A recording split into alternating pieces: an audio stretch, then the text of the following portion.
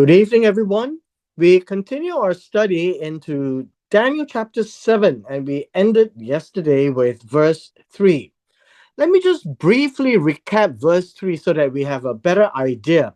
The reason why we're spending a little bit more time dealing with the underlying Aramaic language in chapter 7 is so that we capture the essence and the imagery of the dream. It is a dream that Daniel had, and it is a communication by God to Daniel. Daniel wrote down and now is telling the highlights of his dream. The dream happened at night. In the dream is also at night. And we talked about night as a metaphor of being in exile. They're not at home. They're not in their own turf. They're not running the show. And so it is in a nighttime scenario. And so we were trying to understand the language so that we have a better idea, the picture of the dream. If we don't get the dream or the picture of the dream, then we might be looking at a different dream. And so the reason why we spend time on the Aramaic is to really get the gist, the essence of the imagery. There were four very big monsters. I think in our modern day, we can call them monsters.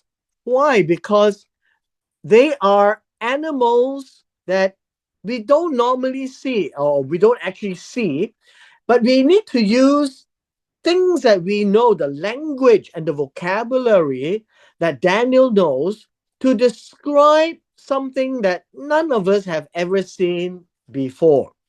We call this a monster because they are great and big. And there were four in number. And we were talking about that. And they were coming in from the sea. So understand verse 3 is actually a summary and introduction of that dream. And so you find that they were in the sea and they came onto the land. Now, when it says that they came onto the land, they didn't all come at the same time. It is just merely telling us that the monsters originate from the sea. But there is something that we talked about yesterday, that they were different from one another. This word different could be said they were once transformed. Okay, that we can use this word. Once transforming this from this. Now, the idea here is that there are four beasts. We have A, B, C, and D. And the picture that we're getting is that the A became B, B became C, and C became D. So there is a transformation of the scene, the imagery of the beast changed. And there were three changes, ultimately giving us four beasts. And they all came from the sea. So this is important. They originate from the sea onto the land. And so the transformation of the scene, and I call it the scene of the beasts, or if you like, we can call it the monster. That would be a modern day understanding. It is a great big animal that we have never seen, and we have to use language that we can visualize to imagine how strange this beast is. Now, that in itself was in verse 3. When we get to verse 4, then we have to understand that it is in a sequence.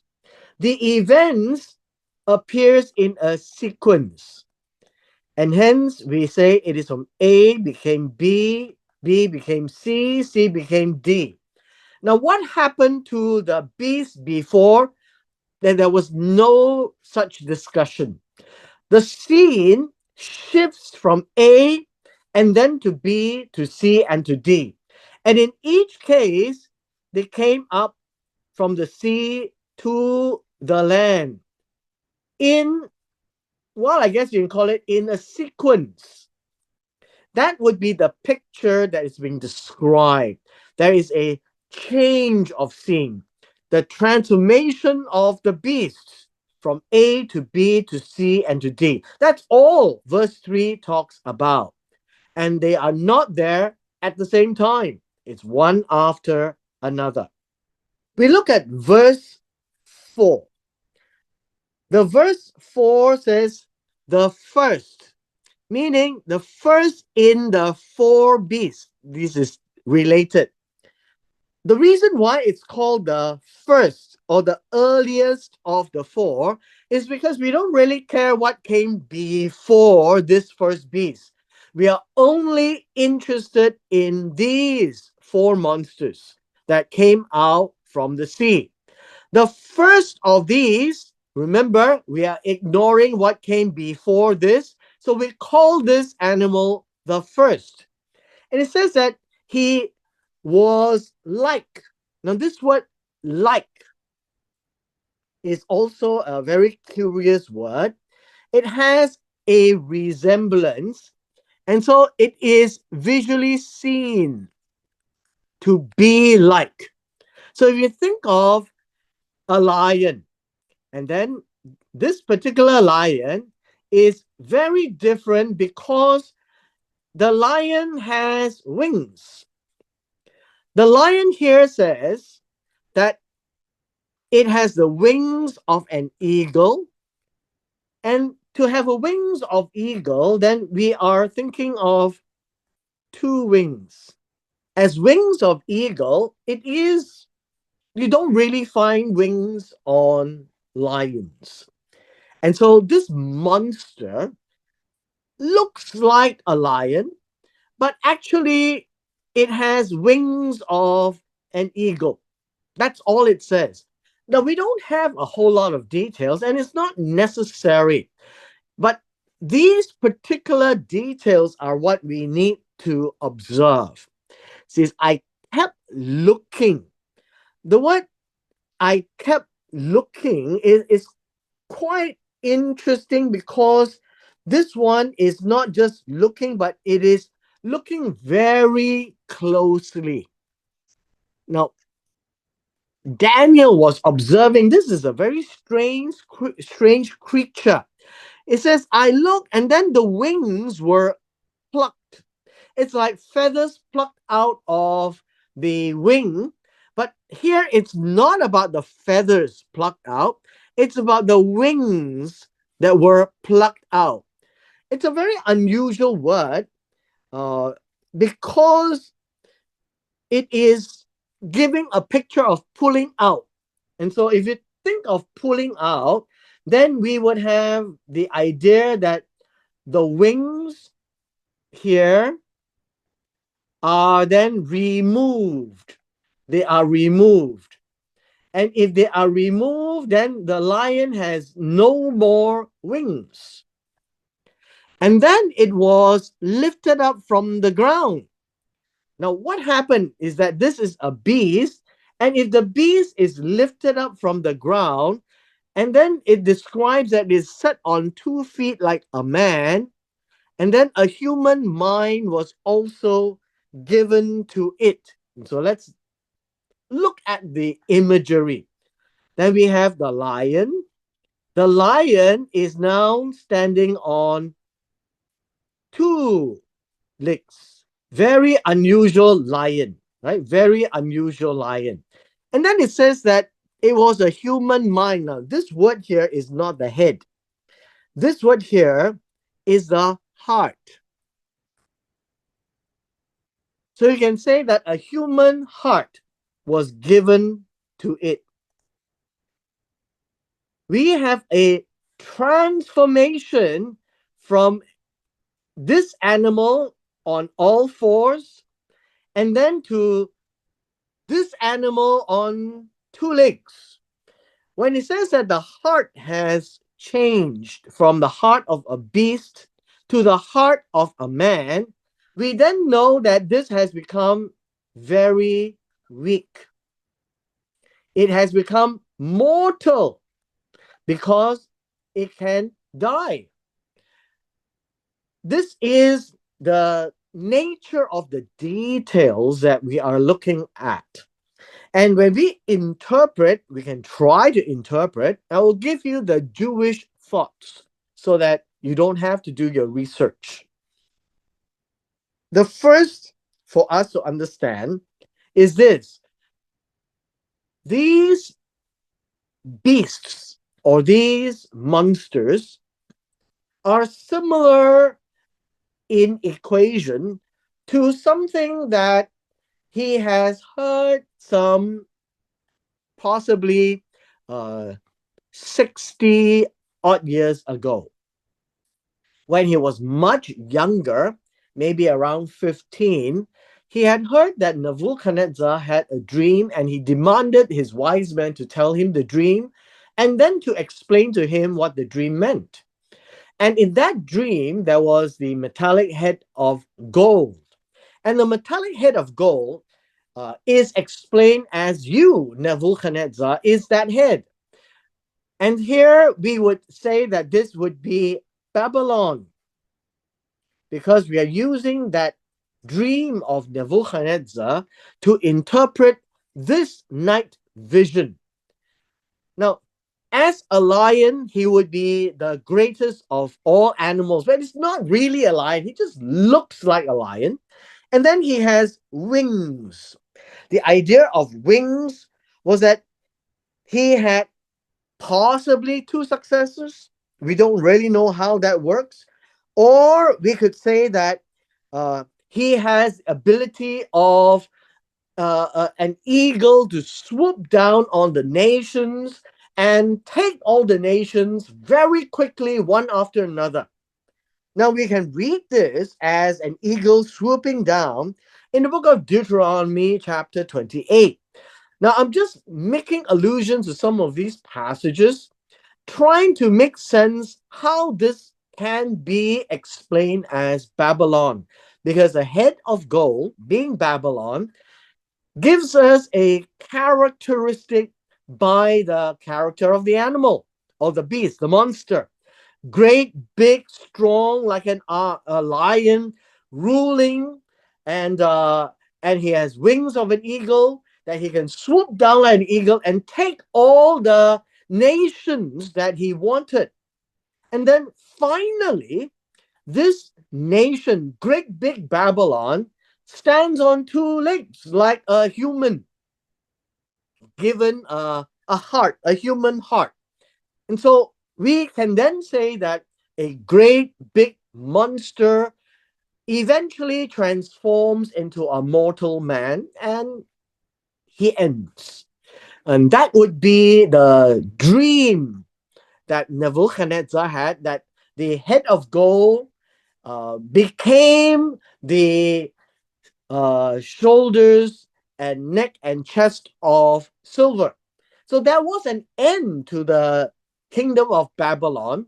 And here it describes that the kingdom of Babylon is at its end because he is now having this vision in the first year of Belshazzar, which is the tail end of the kingdom of Babylon.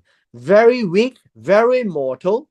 And we read in chapter 5 that the kingdom of Babylon fell, the city fell without a fight. And hence, this was our first picture. Now, at this point in time, when Daniel had his vision and dreams, looking at this monster like a lion with wings of an eagle, then the wings were plucked out, removed, and he stands on his leg, and then given a heart of a man that he eventually will be mortal and it will be the end. He will be so weak that he can't fight anymore. That would be the picture to say that Belshazzar, at the end of the kingdom, will be powerless. That would be the picture that we have. What we are not told is what happens to it when we get to verse 5. Verse 5 says, "And I behold." So I was looking, I saw. And then I saw uh, another one that is after. One that is after. And it's a monster. It's called a second monster. This is a second monster that resembles a bear. Now, the idea of resembling a bear is it has the likeness or the character of a bear. Whatever we see, the word like is what is observed, what is resembling is what we can see the behavior, but we can't see the vision of it. And we are talking about a bear. And so the first scenario of the lion looking monster with the wings plucked off, now standing on 2 feet and with a heart of a human, is now past. Because it is just ignored and passed, the second one takes over. And the second one also comes from the sea, the same sea. That is what we're trying to say. It comes out from the same sea. And now we have a picture of a bear. Now, a bear is very different from a lion. And with a bear, we have a likeness and a character. And it says that it was raised on one side. So we had better read this. It was raised on one side, and 3 ribs were in the mouth between its teeth. And they said this to it: "Arise, devour much meat." If we were to look at this as a bear, this would be a bear that would be standing on one side, but the one side is favored. And in the teeth itself, you find 3 ribs, meaning half the ribs are inside the mouth and the other half is outside the mouth. And all these are just visions. We are looking at this monster, very strange animal. Daniel can only use words that people understood. Uh, and he's trying to piece together using his limited vocabulary and says this looks like a bear. It behaves like a bear, very grand and very ferocious. But a bear generally is omnivorous. The reason why it is seen that way is because a bear itself really eats meat as well as eat vegetation. But a bear is not like a lion. It doesn't move as fast. It doesn't swoop down like an eagle. And so this second kingdom has also 2 legs, one here and one here. And it favors this leg. That's what it says. It is raised up on one side. When it's raised up on one side, we know now the second kingdom, the kingdom of silver, chest and arms. That would be the Medo Persian.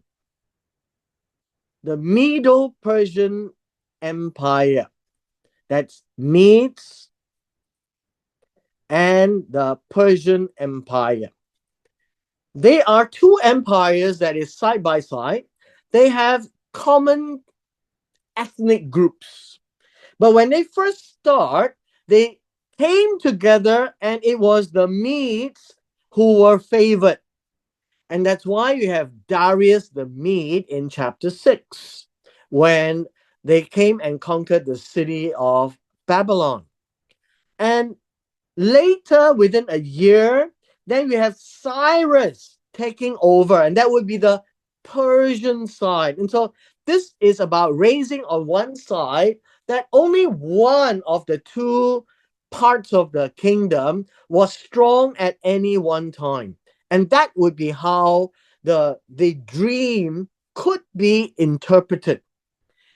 In his mouth were three ribs. The three ribs had different explanations, by the way. And the way that it has been explained in a few cases is that consistently the Jews understood that the three were three of the provinces.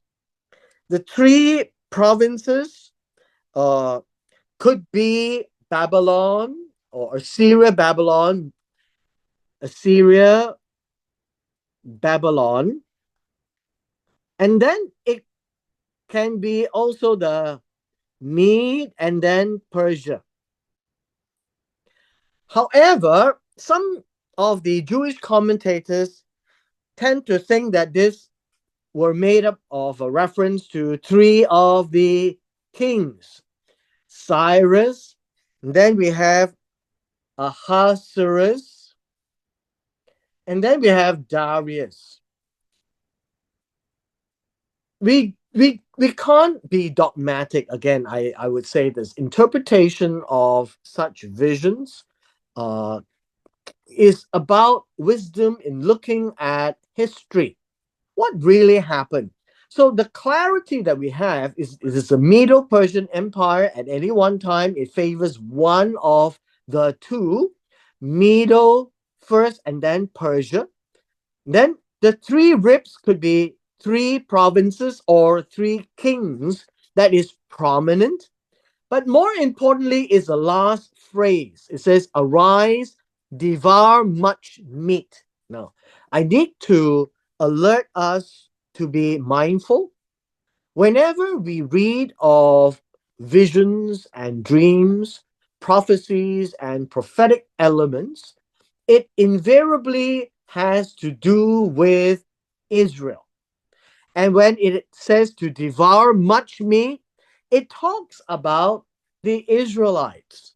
And so we find that it is unusual for Medo Persia to devour meat as a bear, but occasionally it does. And so this was the occasion to eat as much meat, and that seems to refer to the Jews.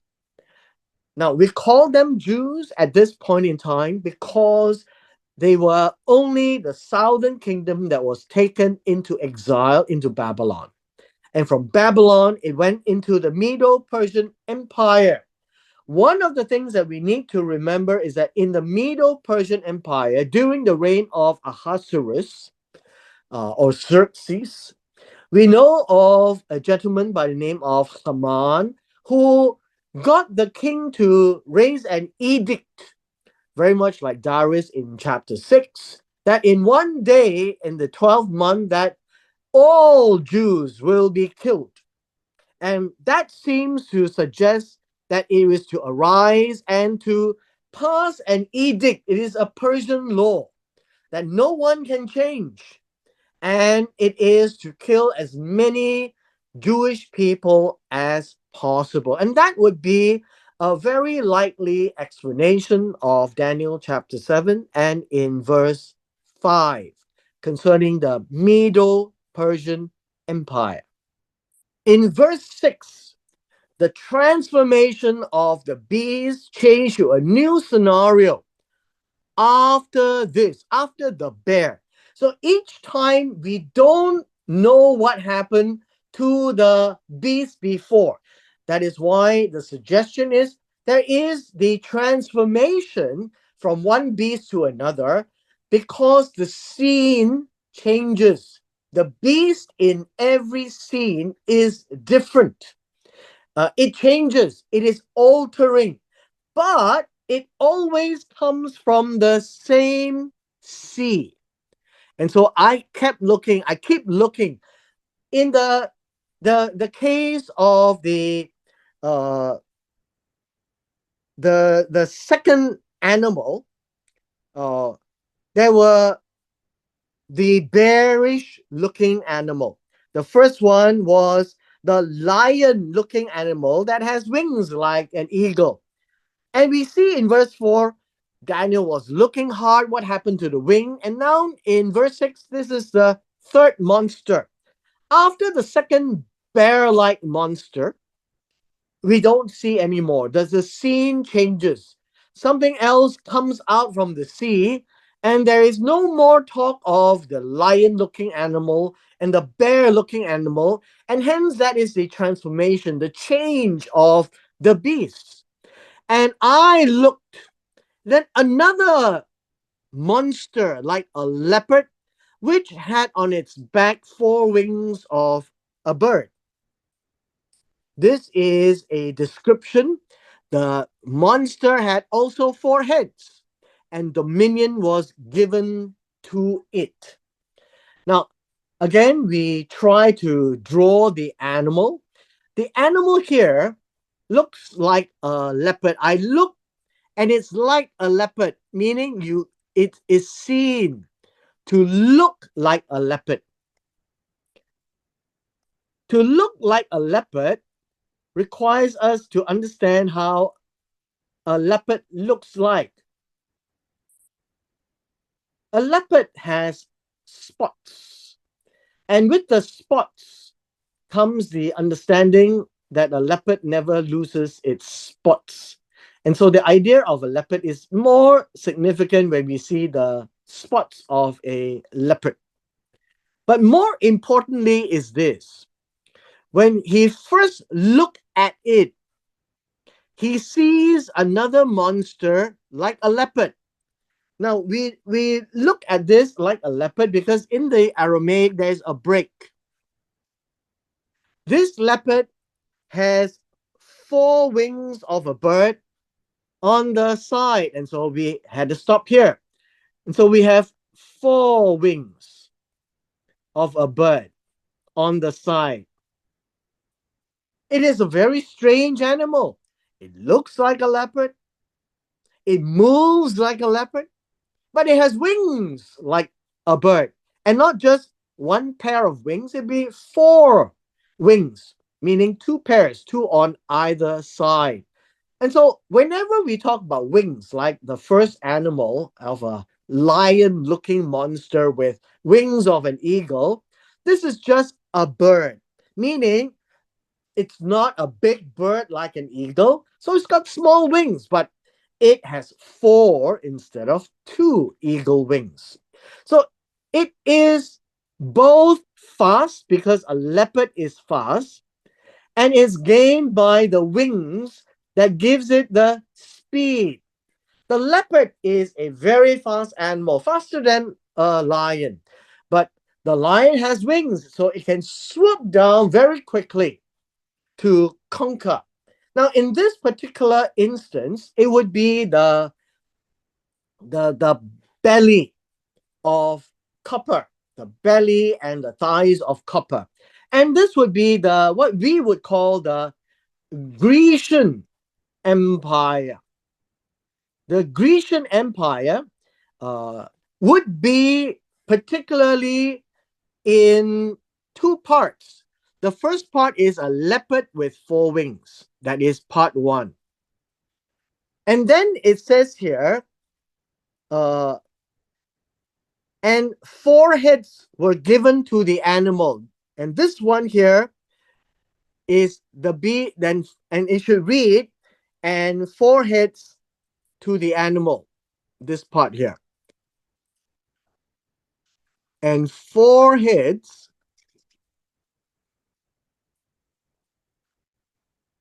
to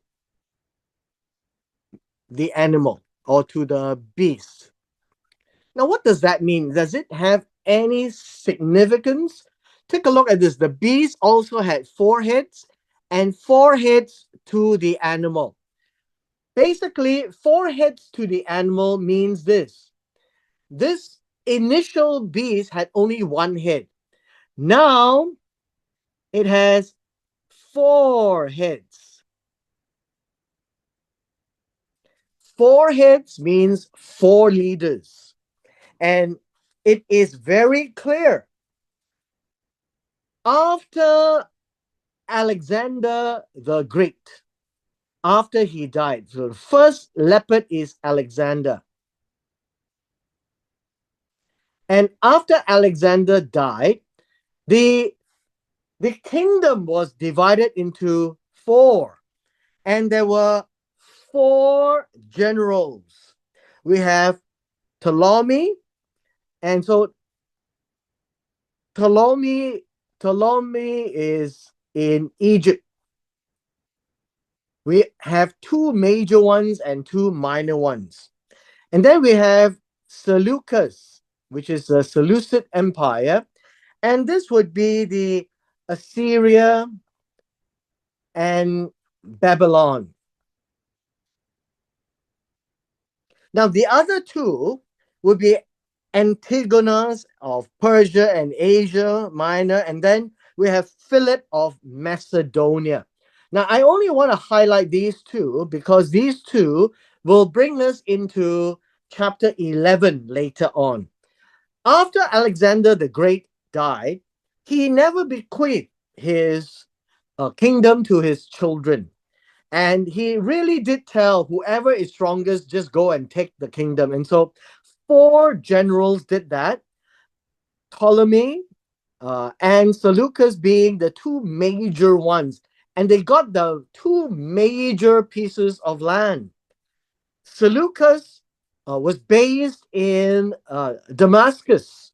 And so we get the Seleucid Empire. Ptolemy was in Egypt. And so understand that the Grecian Empire covered the whole of Europe into Babylon, into Syria, and into Canaan and Judah, and then to Egypt, of that entire part of the previous Medo Persian Empire. Now, each time it comes out from the sea, basically alludes to the fact that it's from the same region. So now we have an idea. Four heads were given to the animal, meaning the animal only had one head, and then the beast had four heads. That is how the Aramaic tells us. And dominion was given to all the heads. But we are of particular interest in two of them. Now, this in itself is important for us to appreciate because now we have the scenario change from a lion looking with eagle wings, and then he stood up with a heart, the Babylonian Empire. The second one would be what we call the Medo-Persian Empire, a bear looking with three ribs out of his mouth, on his teeth, and then he stands on one side.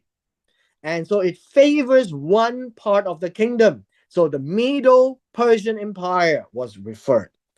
The third one of the leopard, first the leopard with four wings, and then this leopard had four heads. So there were two parts of this kingdom chronology. First, Alexander the Great, and then after his death, four generals, and of particular, two generals were primarily very strong, Ptolemy and Seleucus. And with this, we would have seen three monsters in a sequence. They would come out of the same sea, but the animal would have changed. And so the reason why the text or Daniel says that he has changed is because he is in a dream. Understand this.